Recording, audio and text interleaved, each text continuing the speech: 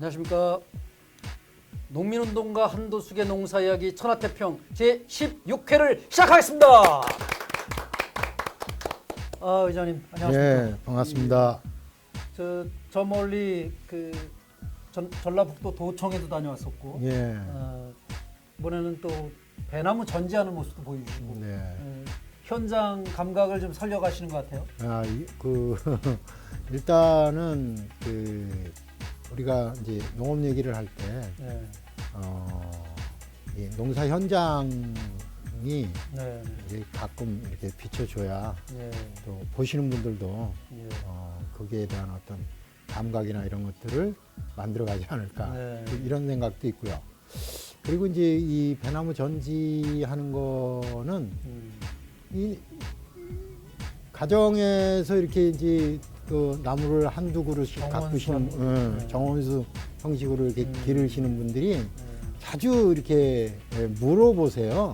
나무를 어떻게 잘라야 되느냐, 어떻게 잘라야 맛있는 과일이 달리느냐 이렇게 이제 물어보시는 분들이 많고, 며칠 전에는 저기 안산에 있는 친구가 또 와서 일부러 와가지고 나무 자르는 걸 좀 배우고 가고 그랬는데, 또 이제 우리 유튜브 이렇게 하니까 뭐 이렇게 정책 얘기만 이렇게 그렇게 하느냐고, 가끔 농사 짓는 얘기도 좀 한 번씩 넣으라고 그래서 그런 좀 생각을 했습니다.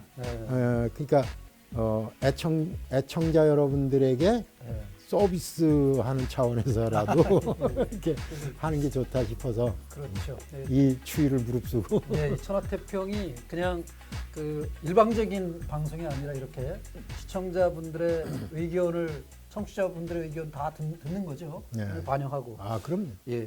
그런 차원에서 전에 한번 이 책을 하긴 했는데, 네. 진보 길라잡이라고 네. 한국에서 진보답게 살려면 알아야 할 것들 이래가지고 꽤 두꺼워요.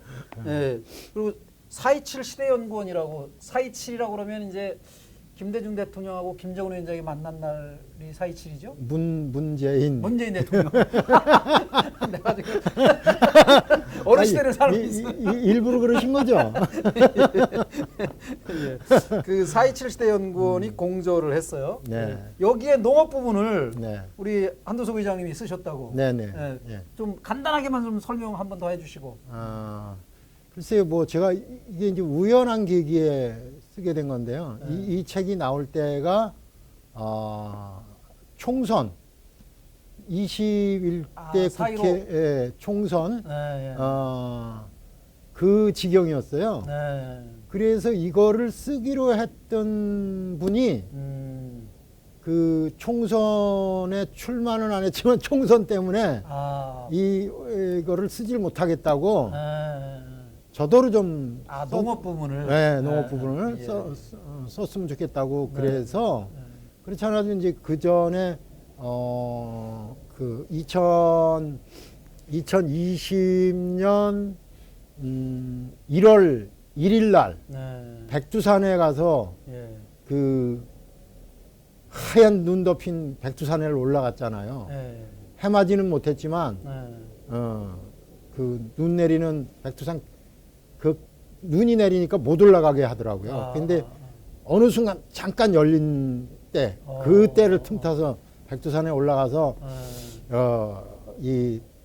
추워가지고 남북 통일이고 뭐고 그냥 생각도 없고 그냥 오돌오돌 떨다가 이제 내려왔는데, 내려와서 이제 뜨뜻해지니까 이제 남북 통일도 얘기하게 되고 통일 농업에 관한 구상도 좀 해보고 그러면서 이제 우리 농업이 지금 어떤 지경인가 이걸 제대로 좀 알아야 되는데 해서 1월 달 한 달 내내 구례에 산속에 들어가서 이제 그 책을 하나 써야겠다. 그리고 이제 구상을 하고 뼈다구를 세워서 그리고 이제 왔죠. 그래서 그 뼈다구 세워놓은 게 있으니까 요거를 이제 쓰는데 그렇게 이제 무리는 없었죠. 그래서 12꼭지를 썼어요. 먼저 번에 말했던 식량 주권이라든지, 그다음에 이제 세계 무역 기구의 문제라든지, 그다음에 이제 여성 농민이라든지, 종자 주권의 문제, GMO 문제, 네. 자본과 농업의 문제, 예. 그다음에 이제 농민들이 농민답게 살 수 있는 어떤 권리 뭐 이런 네. 것들을 쭉 12꼭지로 만들어 가지고 네. 썼습니다. 그래서 지금까지 우리 농업의 어떤 균형 잡힌 시각으로 좀 바라보고 싶은 네. 예. 그런 의욕이 있으신 분들은 네. 네. 이 책이 조금 도움을 주지 않을까 예. 이렇게 생각을 합니다. 지금 얘기 풀어가고 있는 것들도 네. 여기에 나와 있는 이야기들이 네. 이제 상당히 여러 부분 겹치는 네. 그런 상황이기도 하고요. 지금까지 한 얘기도 그렇고 오늘 다룰 얘기 네. 자본과 농업 예. 이 부분도 여기에 있는 거죠? 요 없습니다. 없어요? 그냥 없고 그건 네. 꼭지로 따로 나와 있지는 않고 예. 뭐 GMO를 얘기할 때라든지 음. 여성 농민을 얘기할 때라든지 조금씩 조금씩 이제 분리가 돼 있죠. 예. 지금 이제 아쉬워하는 게 음. 요즘 이제 뭐 좀 뭐 핫한 거는 아니지만 어쨌든 청년 농업이라고 하는 이 부분이 또 있어요. 근데 청년 농업 부분에 대해서 제가 좀 고민이 좀 적어가지고 네. 이 부분에 대해서는 넣지를 않았습니다. 그래서 넣지 않은 꼭지들도 많이 있는데 네, 네. 일단은 하여간 나중에 진보 길라잡이 뭐 2024년 편 뭐 수종 증복판 뭐 이런 게 나올 때 이제 그런 내용들이 포함될 수도 있겠네요. 글쎄요. 지금 이제 그거는 아직 계획이 없습니다. 그래요? 지금 제가 지금 이제 생각하고 있는 건 한국농업의 현주소 를 어떻게 이제 우리가 볼 것인가 네. 라는 이거에 이제 관심이 있어요. 그 이제 요거를 정확하게 평가를 해야만 네. 앞으로 어떻게 나갈 것인가를 그렇죠. 얘기할 수 있는 현실 진단이 거라서 정확하게 네, 된다. 진단을 정확하게 해야 된다. 네, 네. 이렇게 이제 지금 저는 생각을 하고 있습니다. 그래요. 그런 거 이제 뭐 심경을 굳혀 가시는 동안 이제 떠오르는 생각 아이템들 뭐 이런 이슈들 농업에 관련된 그거에 오늘 잡으신 주제는 자본이에요. 네, 네. 그 자본이 농업에 미친 영향이 지대하겠죠. 지대하죠. 네. 그 이제 아까 이제 우리가 그 배나무 전지하는 모습을 네. 보여주면서 이제 잠깐 곁들이기도 했는데 네. 우리 농업이 네. 글쎄 자본에 의해서 굴절된 부분들이 많이 있죠. 네. 제가 이제 어렸을 때 그러니까 아주 어렸을 때는 아니고 고등학교 다닐 때인가 봐요. 네. 그 농업이민 신문에 네. 많게 이제 그 농업이민에 대한 그 광고 이런 거 봤어요. 제가 아주 그런 부분에 관심이 많았는데 네. 그때 또 본 게 뭐냐면 개화도에 들어가서 농사 지을 사람 모집하는 것도 봤어요. 개화도? 예. 여기 이제 우리나라 이제 간척이 우리 여기 이제 평택 지역이나 화성 지역은 남양호가 막히고 평택호가 막히고 삽교호가 막히고 이게 70년 중반에서부터 80년 그때 이제 하는 거잖아요. 네. 마지막 삽교호 맞고서 이제 박정희는 네. 총 맞아 죽는 상황이 벌어지죠. 네. 그 전에 이제 개화도 전라북도 네. 개화도 간척지를 만듭니다. 그 개화도 간척지를 만들고 그 개화도에 농민들을 이주시켜야 되는데 이제 특별히 여러 이제 뭐 지역들을 이제 개발하다 보면 이 광주 대단지처럼 이렇게 서울에서 쫓겨나는 사람들도 생기고 이러잖아요. 네. 그다음에 이제 어디 뭐 수몰민도 생기기도 하고 네. 이제 이런 사람들을 거기에 이제 이렇게 이주를 시키잖아요. 네. 평택에도 그렇게 이주를 한 사람들이 많이 있거든요. 이주해 온 사람들이.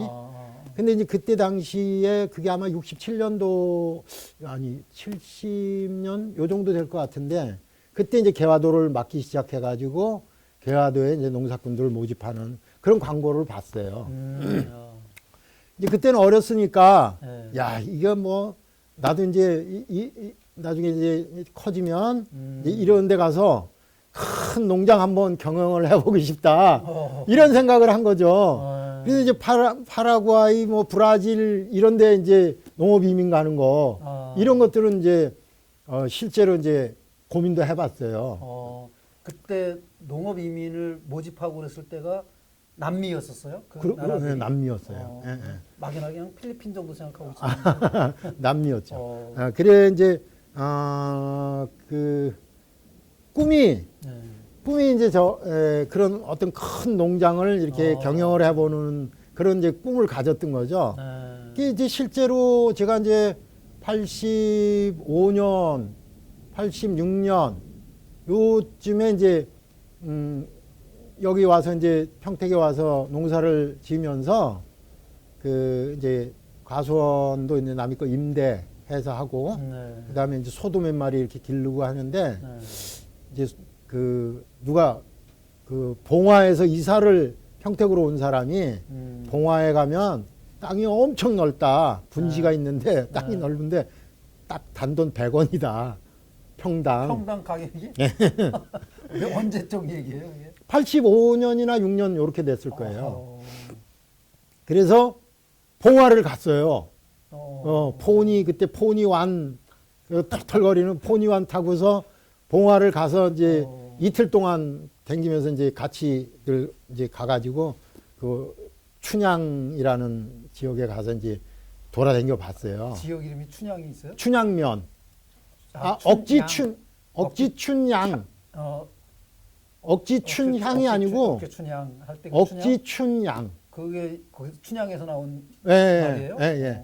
춘향 사람들이 좀 고집이 세가지고 기찻길이 이렇게 들어가는데 춘향면 밖으로 기찻길을 뺀 거예요. 춘향면 안으로 이렇게 기차가 들어가고 춘향역이 중심에 있어야 되는데 워낙 세가지고 바깥으로 돌렸대요. 그래서 억지로 돌렸다 그래서 억지춘향이라는 말이 거기서 생겼다고 그래요.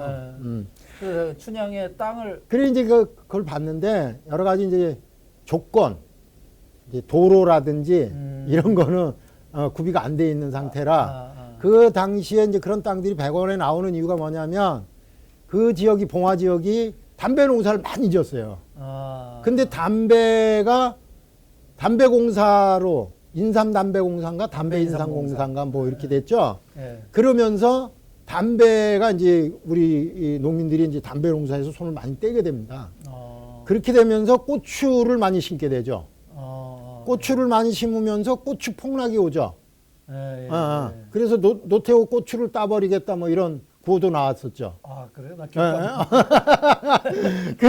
이제 그랬는데 거기 그 땅들이 이제 그런 어떤 농촌의 구조조정이랄까 뭐 이런 것들이 이제 생기면서 그 땅값들이 이제 땅들이 그렇게 싼 땅들이 나왔던 걸로 이제 생각을 하고 있습니다. 근데 그 이후에 나중에 이제 봉화를 가보니까 제가 이제 전농 의장이 돼서 봉화를 가보니까 그 지역이 전체가 사과밭이 됐더라고요. 이게 사과밭이 됐는데 그때 그 사과밭이 10만 원이 넘었어요, 평당. 100원짜리가? 그러니까 사과밭으로 개발이 돼가지고 그 사과 농사가 또 어떤 틈새 시장 같은 것들이 돼가지고 사과가 상당히 이제 인기가 있었거든요.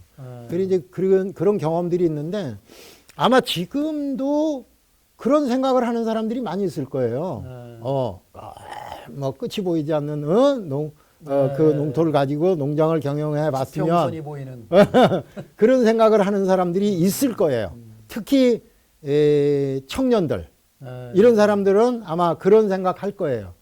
그렇게 하면은 뭐 좀 편안한 농사 그리고 어떤 경영이라고 하는 개념이 이렇게 매칭이 된 그런 이제 걸 이제 하겠죠. 그러니까 우리가 얘기하면 이제 근대 농업이라고 하는 것들이 이제 이 땅에 이제 자리 잡으면서 경영이라는 개념들이 들어오잖아요. 그래서 뭐 연구소들 보면은 무슨 그 연구소 중에서 이제 인천 김성수가 또는 인천 김성수의 그 주변 친인척간 이런 사람들의 농업 경영 연구를 한 논문들도 봤는데 이게 이제 자본이 이제 농업에 어떤 영향들을 미쳤는가 하는 것들을 이제 연구한 거죠. 예. 그런 것들도 있는데, 저는 이제, 농업이 그렇게 해서 뭐 어느 정도 단계까지 발전하는 데는 자본이 어떤 역할을 했다라고 봐요. 네. 그런데 이제 지금 제가 얘기하고자 하는 그 자본의 문제는 네. 자본이 결국은 우리 농업을 해칠 수밖에 없다라는 얘기를 하는 거예요. 이제 뭐냐면 자본의 긍정적인 영향도 있겠죠. 근데 예. 최대의 부정적인 영향은 악영향을 끼칠 거다 농업에. 그렇죠. 예. 네. 어떤? 그러니까 이제 지금 이제 우리 코로나 이 팬데믹 상황이잖아요. 네. 이 코로나 팬데믹이라는 이런 현상들이 이제 뭐 어쩌면 지금 우리가 자연을 수탈했다. 네. 이런 거잖아요. 네. 그러니까 인간의 이익을 위해서 네.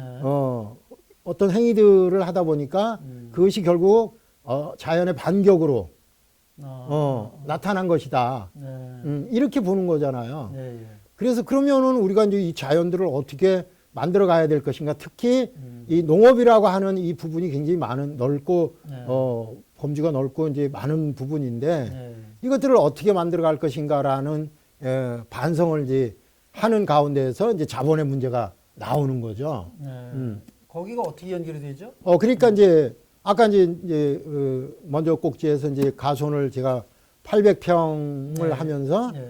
이 800평을 내가 혼자서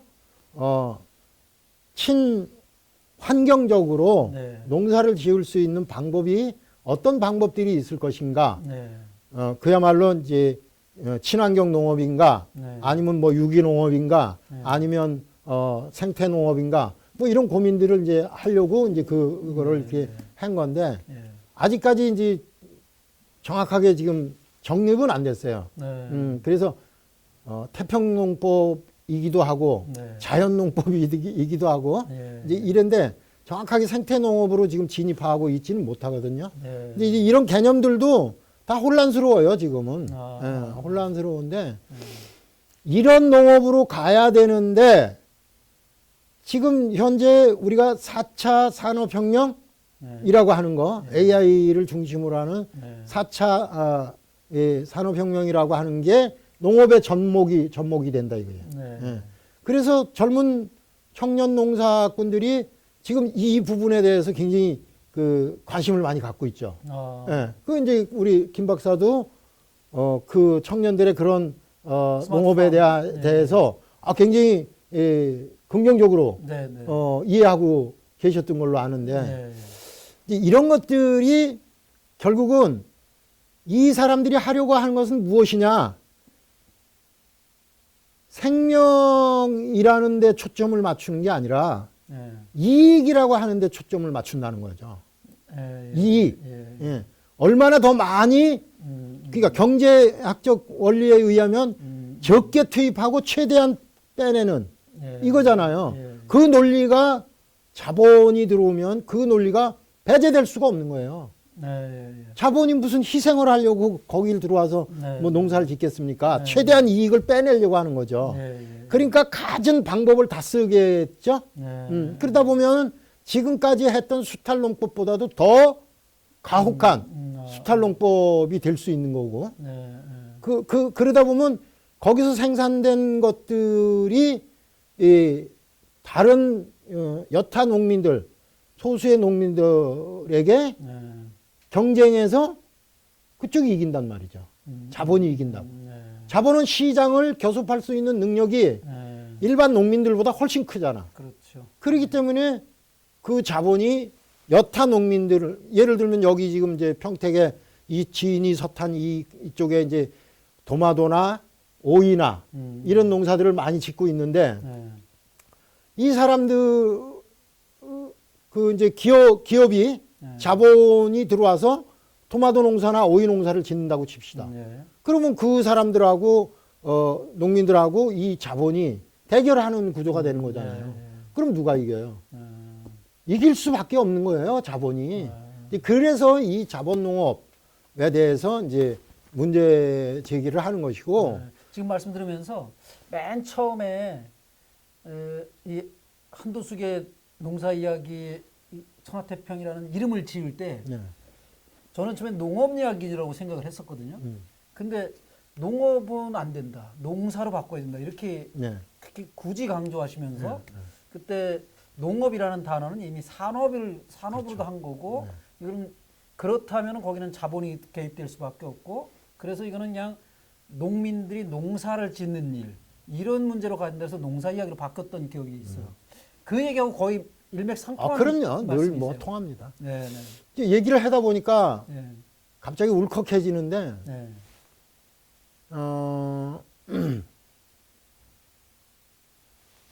2000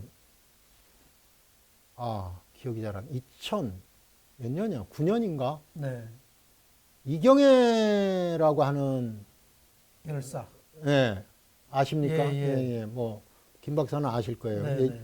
많은 분들이 잘 모르실 텐데 할복하셨나요? 그때 뭐 하여간. 할복이 아니라 심장에다 칼을 꽂았죠. 예. 멕시코 칸쿤에서 네, 네, 네. WTO 강요 회의가 열렸죠. 예. 그때 이제 이경애라는 농민이 네. 그 장수 사람이에요. 네, 예. 이제 장수에 지금 가면은 이제 그 기념관이 있는데 예. 그 농민이 이제 그 장수 지역에서는 뭐 도의원도 좀 하고 또 한농년에 2대 회장인가를 지낸 걸로 저는 예. 기억합니다만은 예. 이분이 몇 차례 그 WTO 강요 회의장을 쫓아다녔습니다. 스위스도 갔었고 예. 스위스에서 아마 활복을 한번 했던 걸로 아는데요. 네. 김영진 국회의원하고 예. 이렇게 했다가 그 뒤에 이제 칸쿤에 가서 이제 가슴을 찌르고 죽었는데 예. 그 등 뒤에 있던 게 뭐냐면은 구호가 뭐냐면 농민을 죽이지 말아라. 농민을 죽이지 말아라. 예. 그리고 농산물은 네. 교육의 대상이 아니다. 예. 이게 사람들에게 이해하기 굉장히 어려운 부분이에요. 예. 농민을 죽이지 말라는 것까지는 농민이 되게 어렵구나. 네, 죽이지 말라 그러는구나. 이렇게 이해하겠지만 네. 농산물은 교육의 대상이 아니다. 네. 즉 갓이라 그럽니까? 상품? 네. 굿이라 그럽니까? 굿즈 그러죠. 그 농산물은 상품이 아니라는 거예요. 네. 이 굉장히 어려운 문제죠. 네. 아니 내가 사다 먹는데 왜 상품이 아니야? 이렇게 얘기할 수 있어요. 예. 근데 농산물은 그 교육의 대상, 즉 굿즈가 되는 네. 그 상태가 돼버리면 농산물은 농산물로서의 그러니까 농산물이라는 게 먼저도 말씀드렸지만 탄소 동화 작용의 산물 네. 이 산물이 변질돼 버리는 거야. 자본을 키우는 걸로 변질돼 버리는 거야. 그러면 거기에 뭐가 배제되냐면 생명이라고 하는 우리가 먹지 않으면 죽잖아요. 네. 우리 뭐 세 끼 지금 먹는다고 그러는데 네. 뭐 한 끼 하루에 한 끼만 먹으라 그러면은 대통령도 바뀌고 세상도 바뀌고 그럴 거예요 아마. 네. 그럴 가능성이 너무하죠. 그렇죠. 그러니까 세 끼를 그래도 먹으니까 지금 이렇게 끌려가고 있는 거 아닙니까? 근데 그 생명이라고 하는 것이 배제되는 거죠. 그래서 농산물은 상품이 돼서는 안 된다. 국제 교육의 대상이 돼서는 안 된다. 그 땅에서 난 그 농산물은 그 지역 사람들이 먹도록 해야 된다. 이런 논리거든요, 그게. 근데 지금 현재 이 자본주의화에서 그것이 어렵죠. 우리나라 같은 경우는 특히나 이제 식량 자급률이 지금 21%로 이제 하락을 했습니다. 우리 땅에서 나는 농산물이 2개. 그리고 외국에서 가져와야 되는 게 8개란 말이죠. 이런 상황 속에서 그러면은 자본농업이 들어오면, 이 땅에 자본농업이 들어오면 이 2개의 그 자급하는 것마저도 금방 상황 종료가 돼버리는 그렇죠. 이런 상황이 될 수 있다라는 거죠. 그래서 자본이 무섭다는 거예요. 근데 그런데도 이제 지금 6차 산업이라고 하는 말들이 많아요. 아십니까? 알죠. 어. 1, 2, 3차 합쳐가지고 융합한 뭐 농사 짓는 사람이 유통도 하고 판매도 하고 하는. 저는 그게 말이 안 된다고 보거든요. 아, 1차 산업 거기다가 곱하기 더하기가 아니라 곱하기 2. 네, 곱하기 그러면 이제 2차 산업 그러니까 뭐 농산물을 제조한다, 네. 가공한다, 네. 뭐 이런 거겠죠. 네. 그다음에 곱하기 3. 네. 이렇게 해서 2 곱하기 3이 되니까 2, 3은 6. 음. 이게 6차 산업이다. 이 말장난이잖아요. 네. 일본에서 처음 나온 걸로 알고 있어요. 아니, 하여간 어쨌든 말장난이에요. 네, 그건 네, 말장난에 불과한 거죠. 네, 네. 무슨 6차 산업입니까? 네. 그러니까 모르겠어요. 이 농업의 가치를 뭐 좀 끌어올린다라는 그런 생각에서는 네. 긍정적일 수 있지만 네. 농민들을 우롱하는 거예요. 네. 제가 볼 땐 그래요. 아, 농사는 어디까지나 1차 네. 뿌려서 네. 물을 주고 햇빛을 줘서 가꾸고 그것을 생산하고. 생산한 그 물건을 우리가 이제 생명의 어떤 에너지로 네. 받아들이는 거잖아요. 네. 난 요 상태에서 모든 것이 난 종료된다라고 보는 거죠. 근데 지금 이제 그거를 하나의 먹거리로 끌고 가려고 하는 그러니까 뭐라 그래 이제 자본의 그대로 이제, 증대를 네. 위해서 그 자본을 확대하기 위해서 그것을 끌고 가는 거잖아요. 네. 제조라든지 가공이라든지 네. 유통이라든지 뭐 늘 말씀하시지만 아프리카를 비롯한 전 세계 인류 1억이 굶고 있어요. 그럼에도 불구하고 이 사람들에게 곡물이 안 가죠. 남아도는 곡물들이. 그거는 자본이 그런 행위를 하는 거잖아요. 자본이 하는 겁니다. 그게. 거기 갖다 주면 그 사람들이 돈으로 안 사 먹으니까 자본을 키울 수가 없잖아. 네. 그러니까 안 주는 거죠. 옛날에 소금 장수가 소금값이 떨어지면은 소금을 끌고 가다가 냇물에다 집어넣어 버린답니다. 그 힘들게 생산한 소금을 물속에다 집어넣어 버리면 소금이 양이 줄어들 거 아니에요.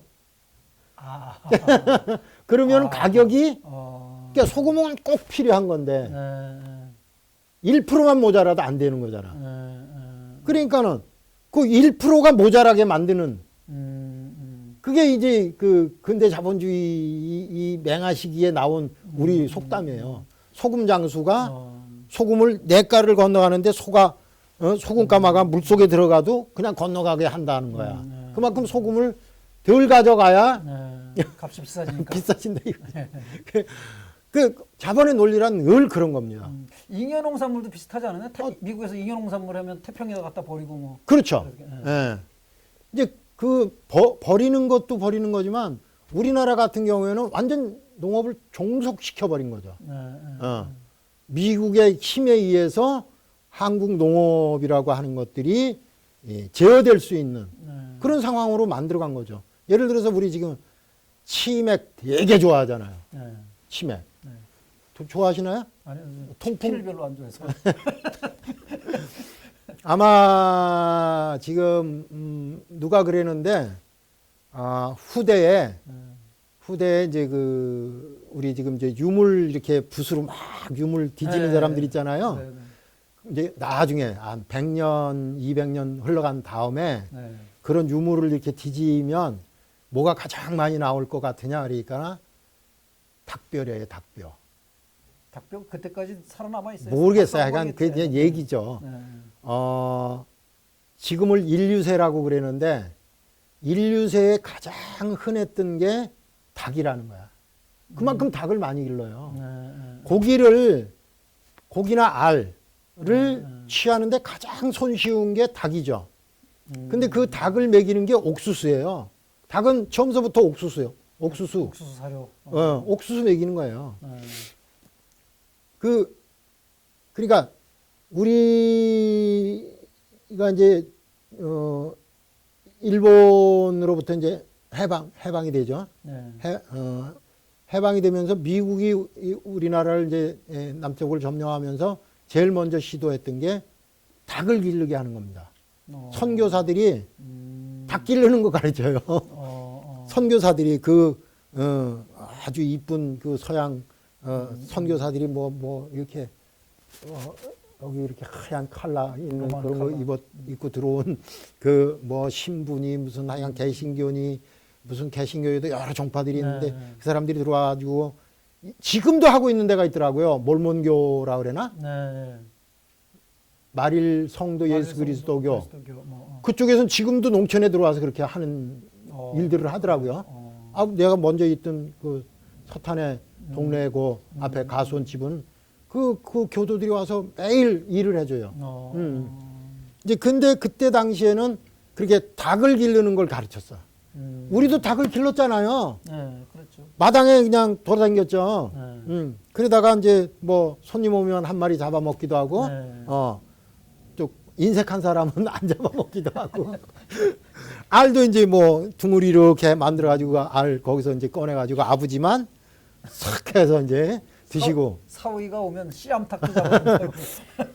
근데 그 닭을 우리는 그거를 그야말로 이제 생명으로 같은 생명으로 본 거예요. 그 최대한 하여간 그 생명을 아끼는 거죠. 그래서 또 병아리가 또 깨어나면 또 자라게 하고 그걸로 이제 나의 이제 뭐 약병아리 약 만들어서 먹는 병아리 뭐 이런 거 만들어서 먹고 그게 흔하게 먹는 게 아닌 거예요. 그 병아리도 지금 같은 뭐 애완이라 그래야 되나 그런 반려 그런 측면도 있었어요. 그랬던 거를 이제 공장식 농업으로 확 돌려버리잖아요. 그게 이제 레곤이라고 들어봤어요? 레공. 레공. 우리 이제 어렸을 때 레공 그랬어요. 레그호온.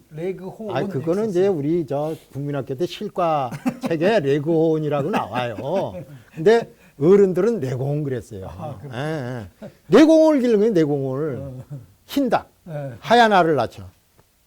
그거를 길러가지고 이제 그걸 기르려면 이제 뭐를 줘요? 이 땅에서 나오는 걸 줄 수가 없어요.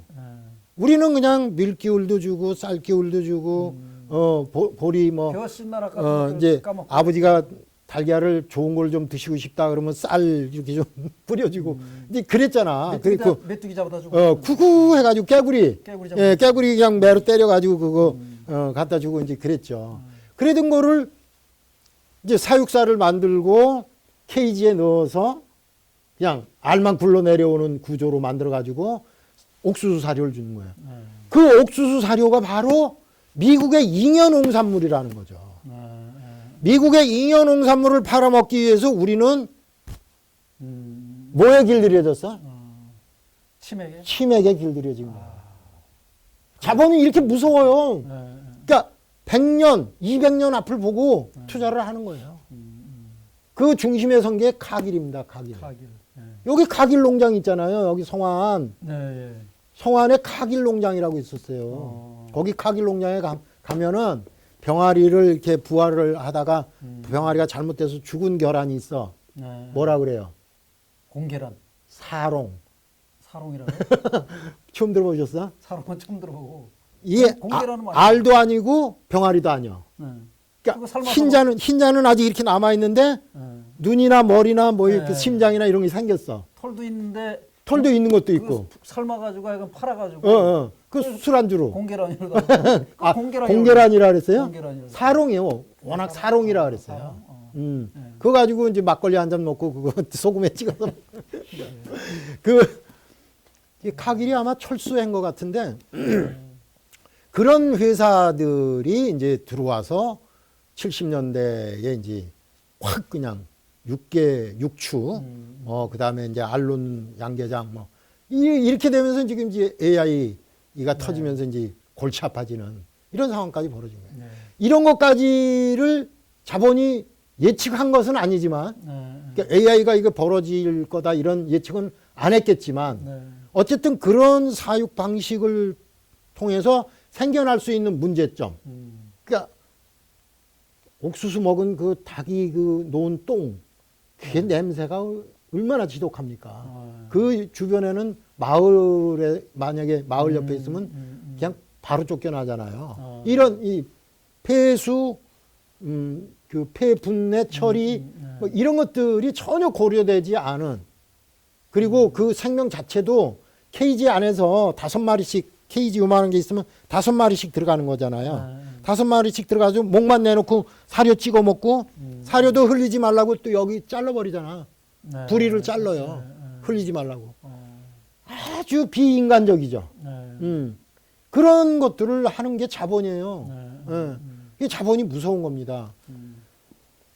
그 지금 이 자본 얘기가 한 30분 이상. 아유, 그게 너무 길어진 것 같아서 네, 제가. 그래서 오늘 근데도 제가 이렇게 반론을 제기할 사람이 있을 것 같아서 이런 생각이 떠올랐어요. 뭐냐면 이거 제가 느낄 수도 있는 거죠. 농사 안 짓는 사람이니까. 그 1, 2, 3차를 다 합친 6차 농업 얘기할 때 보통 농민들이 생산한 그 농산물의 원산지 가격은 아주 똥값인데 도해지 사람들이 그걸 사 먹는 데는 유통산업이라는 데가 끼어들어가지고 마진을 엄청나게 보다 보니까 그 3배 값, 4배 값으로 도해지는 사 먹더라. 이거를 농민들이 이익을 보는 게 아니라 유통업을 하는 사람들이 이익을 본다. 그러니 그게 계속 문제됐었잖아요. 그러니 농사꾼들이 직접 농사를 진 거를 본인이 직접 유통하면 훨씬 더 이익이 많이 되지 않겠냐. 이런 논리가 이제 작용되지 않을까. 그래서 그런 반론에 대해서는 어떻게? 그 다음 시간에. 다음 시간에. 예. 그래요. 그리고 자 오늘 이렇게 꽤 긴 시간 동안 자본의 그 폐해에 대한 얘기를 농업에 미치는 그런 얘기를 좀 들어봤습니다. 자 여기서 마치고 다음에는 그런 이야기들을 좀 나눠보도록 하겠습니다. 지금까지 농민운동가 한도숙의 농사 이야기 천하태평을 시청해 주신 시청자 여러분들께 진심으로 감사드립니다. 고맙습니다.